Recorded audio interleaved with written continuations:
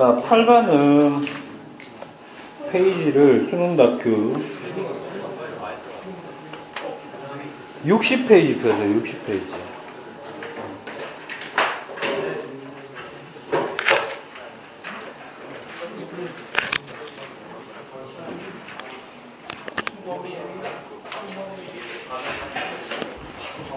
그 2학기 때 해야 되는 이제 3단원이 여러분들은 이제 중단원으로는 두 번째 내용으로 얘기하면은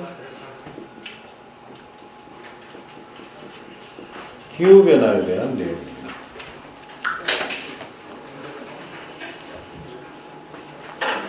되세요? 그 3단원이 크게 두 개로 이루어지는데 첫 번째가 환경오염입니다. 뭐라고요? 환경오염. 그 대단원 3단원의 이제 큰 제목이 위기의 지구 돼 있는데 첫 번째로는 그 환경오염은 실제로 이제 쉽게 얘기하면 이거예요. 분명히 유해한 물질의 농도가 높아지는 것도 분명히 어떻다? 문제가 되고 이제 여러분들하고 이제 방학 동안 같이 하는 거는 살던 환경 자체가 어떻게 돼버려도 변화가 일어나더라고요. 크게 얘기하면 환경 변화예요. 뭐라고? 환경 변화. 그 중에서 요즘 이제 빨리 인식할 수 있는 게 누구? 기후 변화 문제가 제일 많죠. 그걸로 인해서 파생되는 현상도 많고. 그래서 기후 변화에 대한 얘기를 할 겁니다. 그 2학기 때 나가는 단원이 3단원, 4단원 두 개잖아요. 그죠? 근데 2학기 시작하면 4단원부터 먼저 나갑니다. 뭐부터? 4단원부터 먼저 나가고요. 5반이 4-2, 6반이 3-1, 7반이 4-1, 여러분들이 3-2입니다. 알겠습니까? 그렇게 진행하고 유튜브에 총 20시간에 대한 게 여름방학 또 하는 게 다 올라갈 겁니다. 알겠습니까? 됐어요? 그러면 그게 전반적인 진도에 관련된 프레임은 다 된 거다 이렇게 보시면 되겠습니다. 알겠습니까? 뭐? 여기서 진도 다 나가면은 2학기 때문에 그 4단원은 밤마다 수업을 다시 해야 돼요. 네. 그러니까 좀 문제를 접근하는 방식 알겠습니까? 거기에 좀 맞춰서 할 겁니다. 알겠습니까? 그래서 1학기 때와 마찬가지로 2학기 때는 중간고사 때까지는 일단 반별로 수업을 합니다. 마찬가지로 그거 하는 동안에 방과 후 수업에서는 또 어떻게 별도로 진행을 합니다. 알겠습니까? 그렇게 하고 중간고사 끝나고 나서 기말고사 칠 때까지는 뭐 모든 별 수업 합니다. 알겠습니까? 3단원은 주로 이제 모든 별 수업으로 다 할 거다. 그렇게 보시면 되겠습니다. 알겠죠? 3-2 기후변화에 대한 내용은요. 오늘은 그러니까 각 시간이 수업 시간이 50분 꽉꽉 밟아서 하는 수업은 거의 없어요. 알겠습니까? 그 다음에 참고로 유튜브에 이번에는 방학 동안 하는 거는 원래 본 재생 목록에도 올라가 있지만 단원을 밤마다 했는 걸 구분해서 올려놓습니다. 알겠습니까? 그래서 그거 맞춰가지고 보시면 되겠습니다. 알겠죠?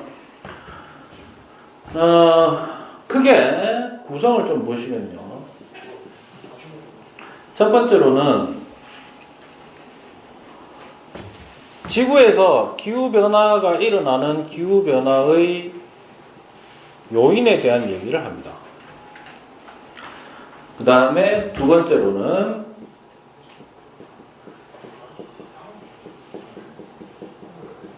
고기후변화, 옛날에 실제로 어떤 식으로 기후가 변해왔느냐. 그런데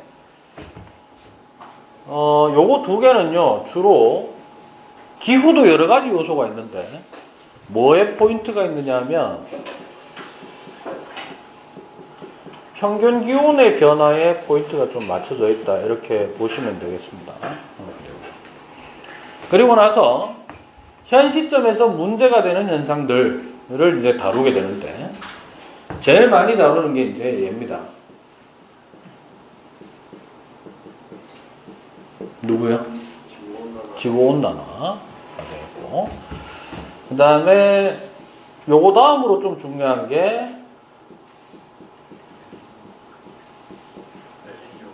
요거 다루게 됩니다. 됐죠? 뭐 어차피 이걸 뭐 진짜 사안의 중요성도 중요하겠지만 수능에서 많이 다루게 되는 것들 인류에서 하고요. 다섯 번째로 그 외에 이제 좀 해줘야 되는 게 오존층 파괴하고 그 다음에 사막화와 황사. 그래서 여러분들하고 저하고 하는 건 이렇게 크게 방학 동안 하는 건 5가지 되겠습니다. 됐습니까? 네. 됐어요?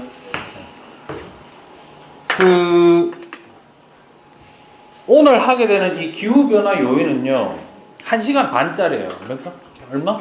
1시간 반짜리이기 때문에 오늘은 기후변화가 일어나는 요인이 있던 어떤 목록이 있고 어떠한 것들이 있다라는 거를 얘기하고 나서 요 다음 시간에 그 중에서 좀 힘든 게 하나 있습니다. 알겠습니까?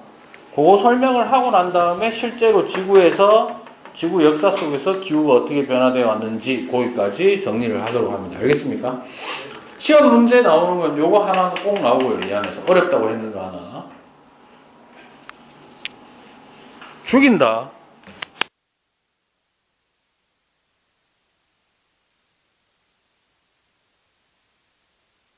지구온난화는 수능에서 뭐 거의 빠지지 않고 나오고요. 특히 뭐하고 좀 엮이느냐 하면 열수지라는 게 있어요. 뭐가 있다고? 열수지. 엘니뇨 라니냐는 한 2년에 한 번꼴로 나오고 있다. 이렇게 보시면 되겠습니다. 됐습니까? 이렇게 한다는 거. 오늘 이제 뭐 매 수업 시간 50분 꽉꽉 밟아서 하는 거 아니니까 한 가지씩만이라도 좀 정확하게 좀 이해를 좀 해주시면 되겠습니다. 됐죠? 첫 번째로 지구 기후 변화 요인인데요. 여러 가지 요소가 아니라 뭐가 변하는 요인이다. 기온이 변하는 요인이다. 그러면 크게 생각하세요. 간단하게 생각하면 지구 기온은 누구 때문에 결정되나? 1차적인 요소는 태양입니다. 맞아요? 그런데 태양에서부터 뭐가 와? 에너지가 옵니다. 열이나 빛이 나옵니다. 맞아요?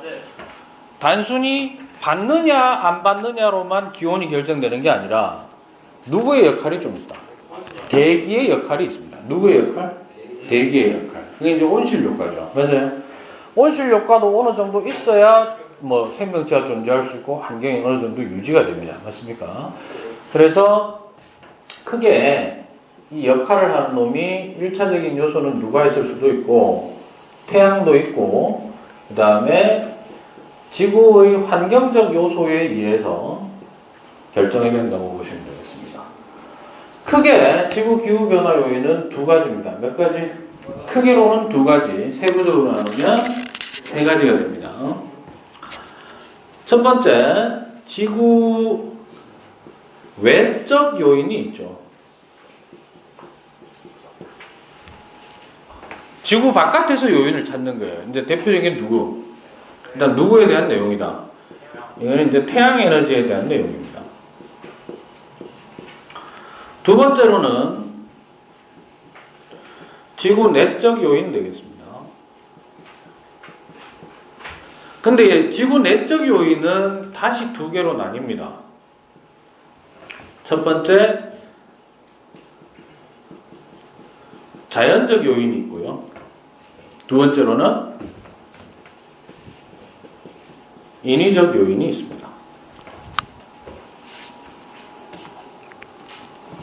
저 중에서 결국 현재 일어나고 있는 기후변화는 누구 때문입니다? 인위적 요인입니다. 알겠습니까? 네. 근데 시험은 누가 많이 나온다? 시험은 누가 많이 나온다? 이게 많이 나온다. 어렵습니다. 지구 외적 요인을 다른 말로 뭐라고 부르느냐 하면 바로 천문학적 요인이라고 얘기합니다. 뭐라고 한다고요? 요게 이제 다음 시간에 얘기할 겁니다. 알겠습니까? 천문학적 요인. 천문학적 요인에는 어떤 게 있느냐면요. 일단은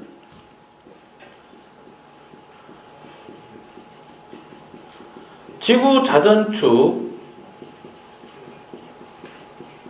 경사각, 크기 변화가 있고요. 변화에 따라서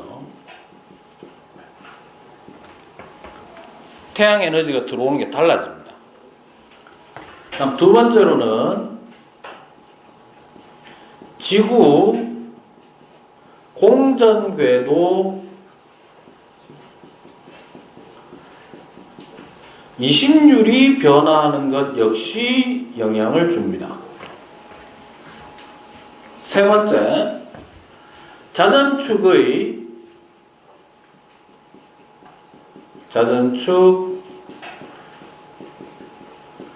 경사 방향의 변화가 역시 영향을 줍니다. 이 세 가지에 따라서 영향을 좀 받게 됩니다. 다음 시간에 하겠습니다만은 가장 중요한 건 이겁니다. 현재 지구가 항상 기준이 됩니다. 뭐라고요? 그러니까 이거야. 현재 지구의 경사각도가 얼마쯤 되지? 23.5도 정도 기울어져 있다라고 하잖아요. 맞습니까?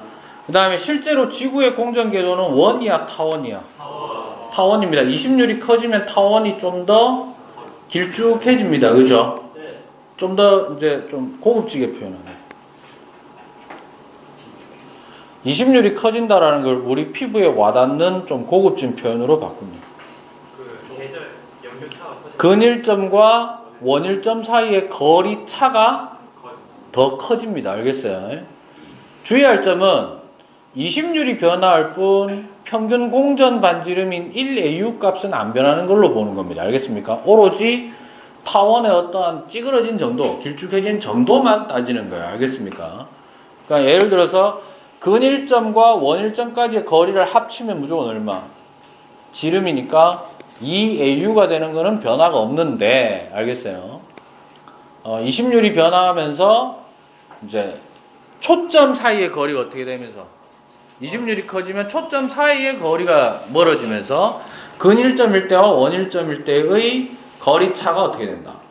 더 커지는 쪽으로 이제 보는 거죠. 20율이 커진다는 거는. 그렇게 되면 기본적으로 현재 기후에 비해서 어떻게 될까요? 원일점일 때는 현재 원일점일 때보다 어떻고? 더 춥고, 근일점일 때는 현재 근일점일 때보다 더 덥네. 그러면 그것만 따지면 연교차가 어떻게 될까요? 커진다. 이런 식으로 이제 판정하는 겁니다. 알겠습니까? 시험 문제가. 근데 이제 20율이 커지냐 작아지냐, 그 다음에 경사각도가 우리가 기본적으로 공전 궤도면에 대해서 똑바로 서 있는 거를 이제 제로라고 봤을 때 지금 현재 23.5도입니다. 맞아요? 그럼 이게 23.5도보다 더 커지느냐 혹은 더 작아지느냐, 이거에 따라서 현재 기온에 비해서 연교차가 역시 어떻다. 그러니까 이런 거예요. 현재보다 더 덥다 더 춥다 이걸 따지는 게 아니라 현재의 여름과 겨울의 온도차보다 그 온도차가 더 커지느냐 혹은 뭐 더 작아지느냐. 알겠습니까? 그러면 기준지역도 필요해요. 뭐도 필요하다고? 기준지역은 어디? 우리거든. 그러니까 어디? 북반구의 저중고 중에 중위도 지역. 알겠습니까? 그리고 그 북반구 중위도 지역이 현재 어떤 계절 패턴을 가지고 있느냐. 알겠어요? 상식적으로 좀 알아두십시오. 현재 북반구 중위도는 원일점에 있을 때 여름입니다. 알겠어요? 근일점에서 겨울이고요. 알겠습니까?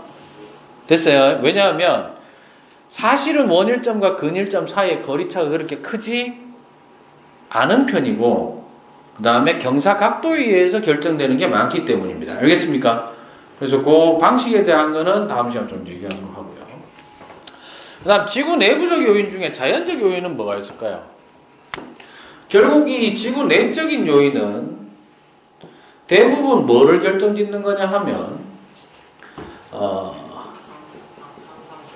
온실 효과 또는 지구의 구성 요소에 의해서 반사율과 흡수율이 어떻게 되느냐를 결정짓는 요인을 얘기하는 겁니다. 알겠습니까? 그러면 대표적으로 온실 효과에 영향을 주는 기체가 누구지? 이산화탄소입니다. 그죠? 수증기도 있고 한데. 그럼 자연적으로 이산화탄소를 막 늘려버릴 수 있는 거는 뭐죠?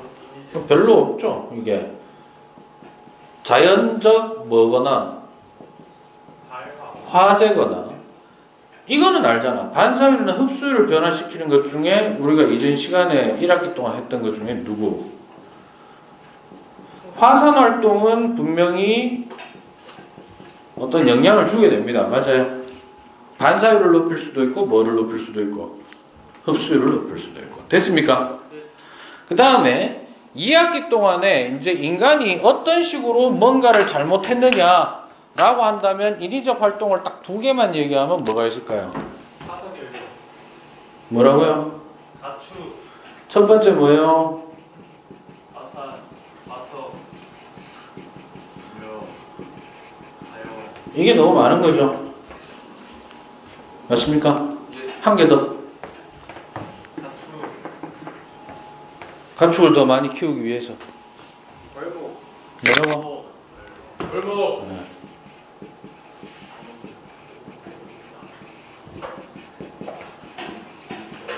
이게 대부분의 원인 되겠습니다.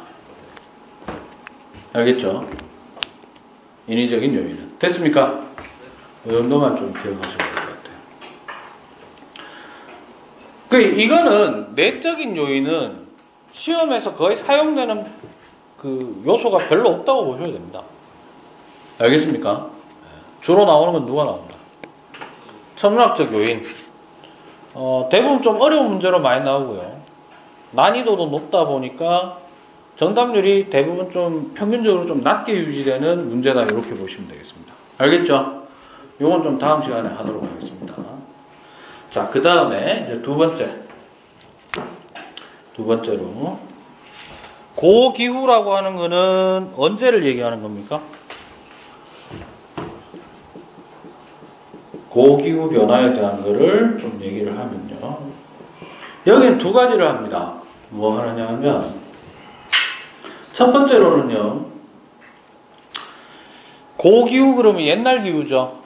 그럼 언제까지를 얘기하면 보통 지질시대를 얘기하는 겁니다. 뭐를? 최소 이제 신생대, 그러니까 인류의 문명이 탄생하기 이전 시대 끝까지. 알겠습니까? 지질시대, 그러니까 성캄브리아 대 때부터 해가지고. 그럼 오로지 뭐를, 자료를 삼는다? 화석 그러니까 화석은 어디 있는데? 땅 지층, 오케이? 지층 연구에서 이제 기본적으로 시작하는 겁니다. 알겠습니까? 그래서 어떤 원리에서 하느냐라는 것들을 하는데, 그래서 첫 번째로는 연구 방법에 대한 거를 좀 물어보고요. 두 번째로는 그 연구를 통해 가지고 실제 고기후 변화 과정이 어떻게 되었느냐 라는 것들에 대한 이야기를 합니다. 그러면 시대 순서대로 보면 선캄브리아, 그 다음에 고생대, 중생대, 신생대 요래 되잖아요. 그죠? 언제 시대의 자료가 제일 많을까요?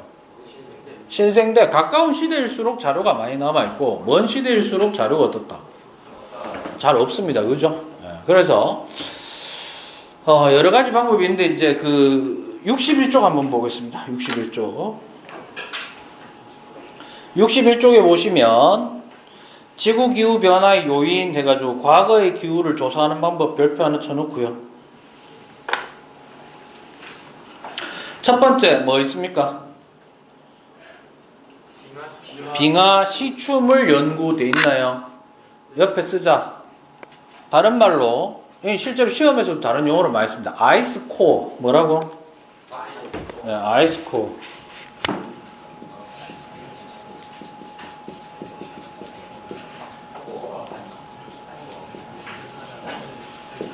아이스코어 연구. 이게 뭐냐면 거대한 피스톤 있죠. 피스톤을 땅에 박아가지고 쭉 잡아 당기면은 그 기둥 모양으로 땅이 뽑혀 올라옵니다. 그 코어도 여러 가지가 있는데 피스톤 코어라고 얘기해요. 그거를 어디다 꽂았다? 빙하 어디에 있는 빙하? 저 극지방 근처에 가가지고 혹은 저 아주 산꼭대기 되게 높은 곳에 가서 만년설인데 우리가 만년설 그러면 눈 생각하잖아. 그 만년설 정도 되는 것들은 눈이 쌓이고 쌓여가지고 얼음 덩어리입니다. 알겠습니까? 되게 단단합니다. 그걸 이제 쭉 뽑으면 중요한 건 이거예요. 눈이 그래도 대기에 성분을 많이 함유하고 있죠. 물이기 때문에.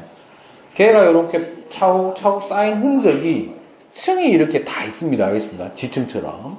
그걸 가지고 연구하는데, 아이스코어 연구법은 분석 원리는 보세요. 빙하의 얼음을 구성하는 물 분자 중에서 무거운 18O와 가벼운 16O의 비율을 분석한다. 뭐냐면 동위원소죠. 뭐라고? 동위원소. 자, 일반적으로 지구상에 많은 거는 16이야, 18이야?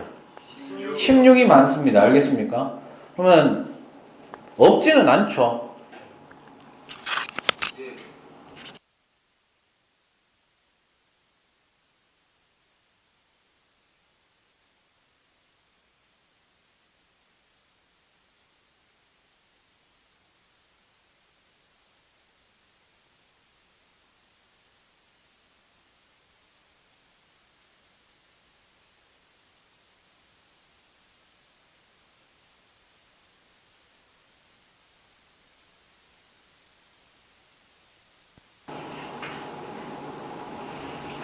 사랑해요.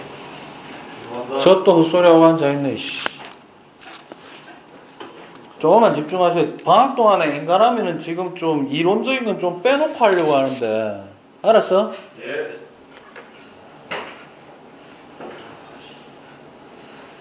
그 결국 이제 16O하고 18O를 비교하는 겁니다. 알겠습니까? 비율을. 그런데 확인해 보니까 이거더라는 거예요. 좀 따뜻할 때하고 차가울 때 대기 중에 존재하고 있는 16O와 18O의 비율이 어떻다? 좀 다르더라는 겁니다. 그럼 상대적으로 좀 무거운 놈이 같은 조건이면 운동 속도가 어떨까? 느리겠지? 그럼 잘 들어. 따뜻해지면 따뜻해질수록 대기 중에 상대적으로 무거운 놈의 비율이 높아질까 낮아질까? 그러니까 이거 주의해야 돼요. 물 속에 많이 포함되느냐 혹은 대기 중에 많으냐 이거예요. 예를 들어서 이 원리는 기억해라. 대기 중에 18짜리가 많아졌네요 라는 것은 물 속에는 줄어들었다는 얘기입니다. 알겠습니까? 요거 헷갈리면 안 됩니다. 알겠어요? 기준을 어디에 삼느냐에 따라서. 그리고 두 번째 보시면 한랭한 시기 상대적으로 무거워 뭐가? 증발이 어려운 18O가 대기 중에 어떻대? 뭐라고 돼 있어? 적다고 돼 있지. 그러니까 이거야. 자, 첫 번째 기온이 어떠면? 기온이 낮으면 대기 중에 18O의 비율이 어때? 적어요. 그러면 물 속에는 많겠네. 따라서 얼음 속에 많겠네. 맞나? 이해됐어요? 그런데 온도가 높아지면 어떻게 돼? 기온이 높아 18O의 증발도 많아지기 때문에 빙하에 포함된 산소 동위원소 비율이 어떻게 된다고 돼 있어? 증가한다고 돼 있죠. 맞아요. 주의해라. 아까 내가 얘기했는 논리를 이런 식으로 헷갈려하면 큰일 나는 거야. 잘 봐. 기온이 낮으면 거기 보시면 뭐라고 돼 있어요? 18O가 대기 중에 적지? 네. 그러면 물 속에는 어때? 많아요. 많아. 그럼 빙하 속에는? 많아요. 적어. 주의해라.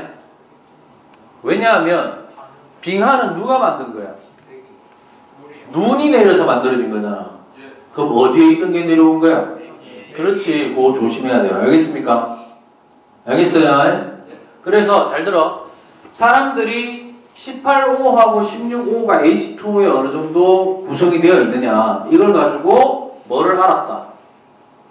온도에 따라서 걔네들이 결정된 거지. 근데 이제 역으로 추정해가지고 뭘 이용해서 빙하 속에 포함된 산소 동위원소의 비율을 통해서 이때 기온이 어땠을 거다? 높았냐 낮았냐를 따졌겠죠. 맞습니까?